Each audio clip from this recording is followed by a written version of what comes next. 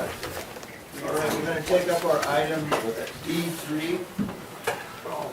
Which, here, Eric, he stepped up for a minute, he was going to introduce the item, but perhaps I'll just introduce Mr. Nehry. I apologize, a little bit behind schedule. Thank you, Mr. Chairman. Took a little Board, longer. raise your right hand. Took a little longer. Where were you on the night of March 25th? I checked my calendar. Well, I was all set to say something, that you just made me forget. We're here with a request for the board to recommend to the local EMS agency approval of the EMS transportation plan. And for the members of the board who were not here in 2004 when this was last done, prior to 2004 there was some problems with the ambulance service. It resulted in a true declaration of emergency because the ambulance left town without notice. An emergency ambulance was brought in to serve, and then we ran a competitive process and resulted in a 5-year contract that was extended for another 5 years. The state requires that this be done on a quote periodic basis, and they've defined that as 10 years. So we're required by them to go out for bid again. Since the 2004 process, there was a court decision relating actually to Butte County, which said that this must be done by the local EMS agency, not by the county, with a split of the EMS agency functions. So there was a slight change in the process. Last time, the county, the board approved the plan and then issued the request for proposals. What we're asking for today is under the new state policy, which is that the board recommend to the EMS agency, they will then submit the plan to the state when their board approves it, and they will be issuing the request for proposals. All right, with that, I'd be happy to answer any questions. I got one question, for Eric and maybe Richard. Would we be better off to postpone this until next week, because we have the Southern Cascades for the ambulance service up there, so we can get a little input from them as well, so that they're kind of up to speed on what's going on? I mean, would that be appropriate? I don't know about the time frame, so I'll let Mr. Nehry express that. There has been discussion at the EMS meetings that if the concept is to include that part of the county with this system, it would probably result in no responses to the RFP. And so I think it's the consensus that that would not be a favorable idea. Is that accurate? That is accurate. There's two issues regarding time. One is that the Northern California EMS Board is scheduled to meet on Thursday as the approval authority to get this to the state, which will then take 90 days at least before we can act on it. The other is in the content of the plan itself. The plan as it exists today and as the new plan is proposed divides Lassen into 2 zones. So the competitive zone is the southern part of the county. The northern zone, which is non-competitive, is the one that is served out of Modoc and Shasta counties. And that part is, again, not changing. So that section will not be subject to the competitive process. If the ambulance in Modoc does change, then that is something that the board may want to revisit. But regardless, it's very unlikely that we'd be able to find anyone who would bid on a competitive process for such a small number of ambulance responses in that area. I understand that, that's part of why we have problems up there now, we're kind of being left out, hung out to dry again. But if I could just, it's kind of a question, I think I know the answer to it. The successful proponent for this area could be negotiated potentially with to provide service in that area. Is that Yes, that the with non-competitive. yes, the competitive part would be for what's labeled as Zone 1 in the plan. The Zone 2, it is possible that they could elect to serve on a non-exclusive basis. The problem is, I don't think this is a secret to anyone, but trying to get any stable service in that area without a subsidy is going to be an ongoing issue.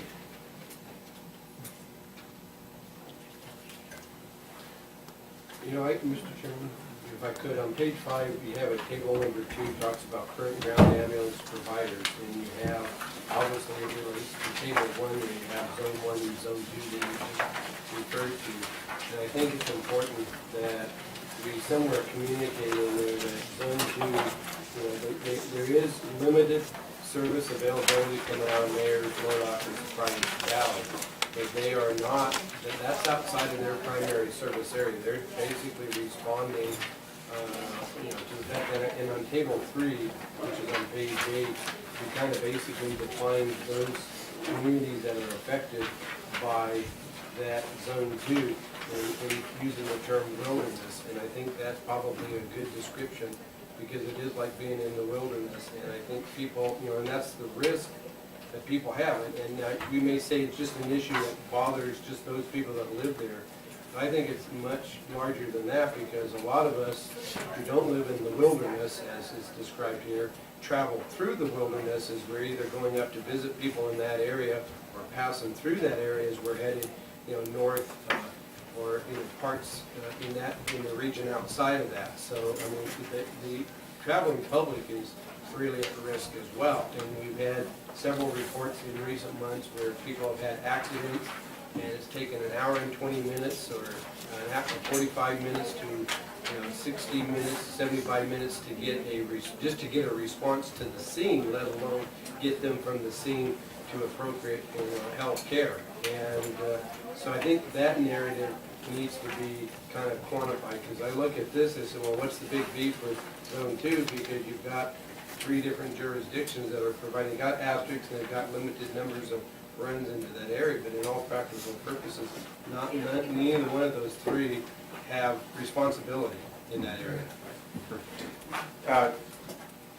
Well, Surprise Valley, that would take in over there a little bit of Lassen County, over there by Eagleville. Yeah. And Modoc, they're gonna take in down toward Madeline and that country. But the Surprise Valley is, I realize that they're probably the closest one to that little piece of Lassen County, but that piece of Lassen County isn't part of their immediate service area. I mean, Right. they're not getting paid to provide any service. Go down. Yeah, they're doing it because they got a call and it's like, what's her name, Pat Cantrell, when she was there, on the board, she lived in Likely, and she showed up here several times in her turnouts and everything else. She's a volunteer fireman with the Likely Fire Department, and she loved coming down. She would talk about numerous times coming out responding to accidents, out by the horse corrals just here outside of town, 25 or 30 miles, and she's coming all the way down 395, and she wanted to be paid, and she thought Likely should be given a contribution. And we kind of like everybody said, well, it's closer for us to respond to the horse corrals than it is for you to come down. But so there are people who are wanting to come in on humanitarian basis to provide some aid and assistance, but whether they have responsibility or not. Well, the difference, of course, fire and ambulance is the ambulance is going to bill the patient.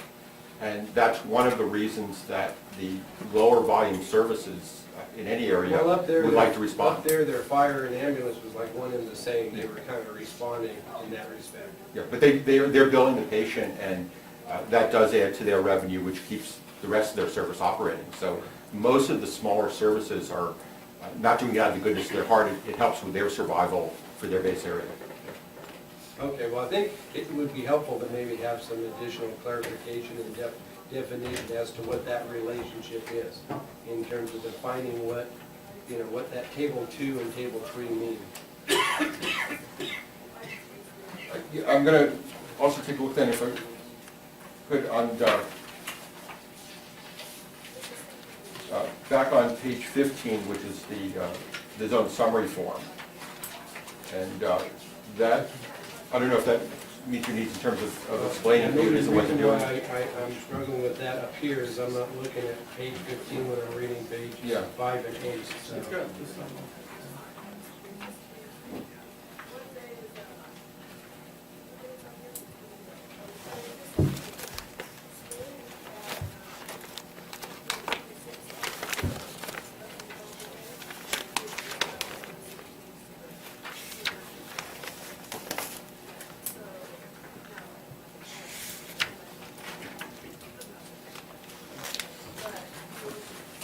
It doesn't jump off the page of me when I read it as to what that is. It's probably there, but it's written in techno language that, yeah, I guess maybe I was just looking for a user-friendly version, but yeah, Yeah, I think it does. It might be helpful if you, on both table 2 and table 3 on those 2 pages, if you could maybe asterisk or reference that to the adjacent document. That would help allow somebody to piece it together.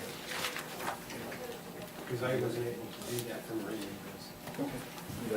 And looking at page 15, reading what that says, I don't relate that necessarily back to either one of those 2 tables. So I think if you have that on there saying, to further understand the value of what that, is referencing it back to the narrative on pages 2 and 3. It would be helpful.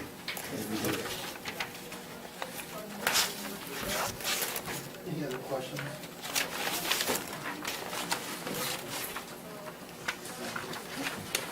Is there any members of the public that would like to comment on this item?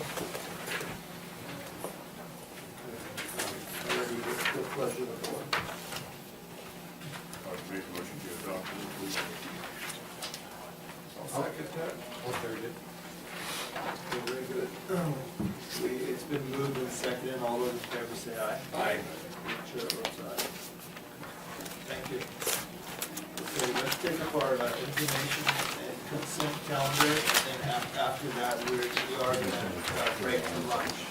Come back, and we will reconvene at 1:30 to take up the balance of our day's agenda. Okay. I make a motion to approve. We have a card here to. Okay. We have a request from Ivan Spencer to remove G8. Are there any other items that, G6.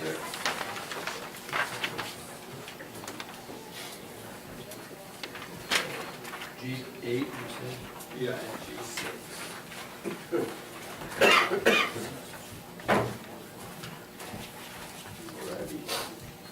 My motion to include was 59, 6, and 8, the rest of it. Is there any public comment on the consent calendar other than G6 and 8? So we have a motion and a second. All those in favor say aye. Thanks. All those in favor say aye. Aye. Chair votes aye. Okay, we'll take up G6.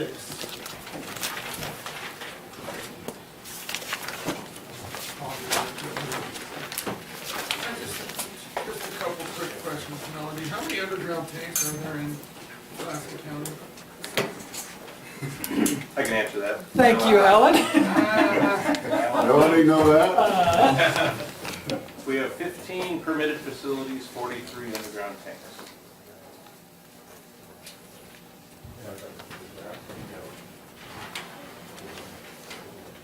But they're on the Superfund stuff already, most of these facilities. Pardon? They're already in the Superfund program. No, these have nothing to do with the, that would be through the state water board. They're the ones that do all the cleanup of leaking tanks. Yeah. This is just a state funding that they got from US EPA to help the locals do the underground tank program. Explain the underground tank program. Underground tank, anyone who has, and under any business rather, that has an underground tank, has to be permitted. Typically, it was done by the water board gave it to the local authorities. We inspect all 15 facilities annually, and during that inspection, we meet third-party monitoring certification companies that come in and have to test the integrity of the tank, the secondary containment of the piping, the dispensers, all that stuff. And we do that on an annual basis. Just to make sure we don't get any more leaks. Well, I get that. I get that.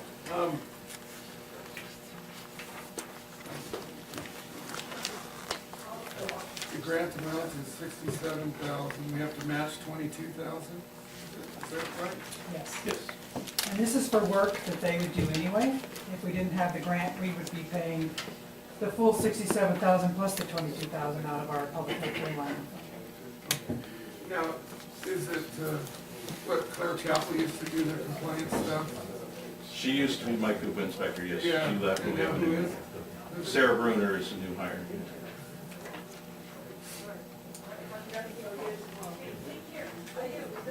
Okay, that's fine.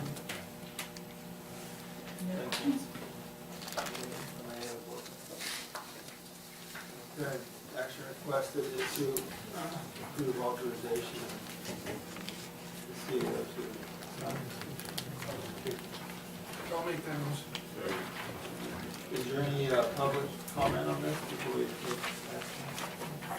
Okay, then moved and second, all those in favor say aye. Aye. Chair votes aye. Okay, we'll take up item G8. Richard, you want to give the intro? Sure, and Mr. Millar's here Oh, go ahead. to introduce the I can see it. Hello. Yeah, this is a program supplement agreement with the state. It's for funding for bridge replacement. The bridge is a Maisloo #2 bridge. It's up in the Beaver area, Huntington Road. Basically, this is, allows us to get reimbursement to $80,000. This is for the preliminary engineering phase of the bridge replacement. This one actually has no match, it's 100% reimbursement.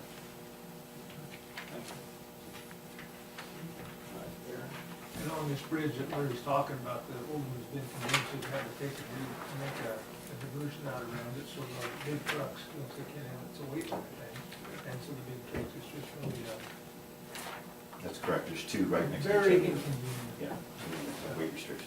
So if you get this fixed, it'll really make transportation in that area a lot more convenient.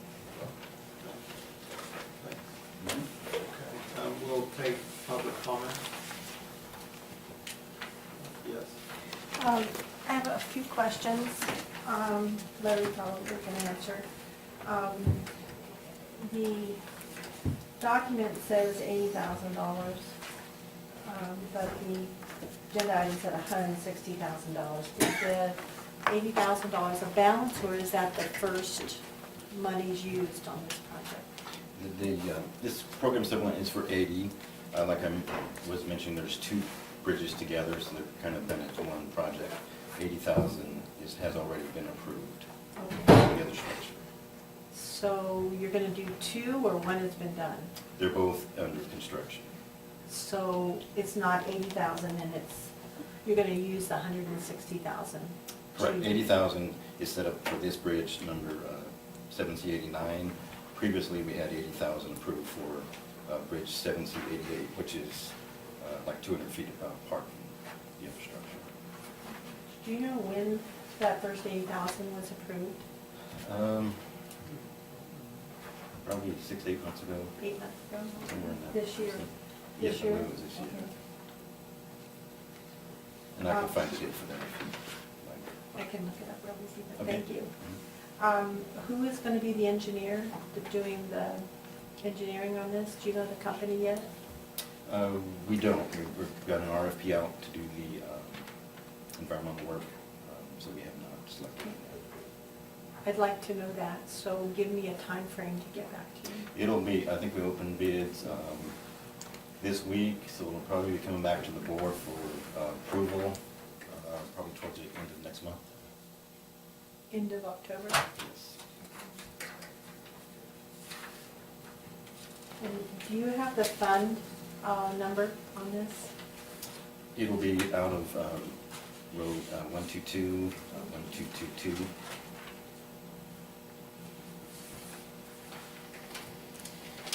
That was it. Thank you very much. Yes, you're welcome. Is there any other public comment on this item?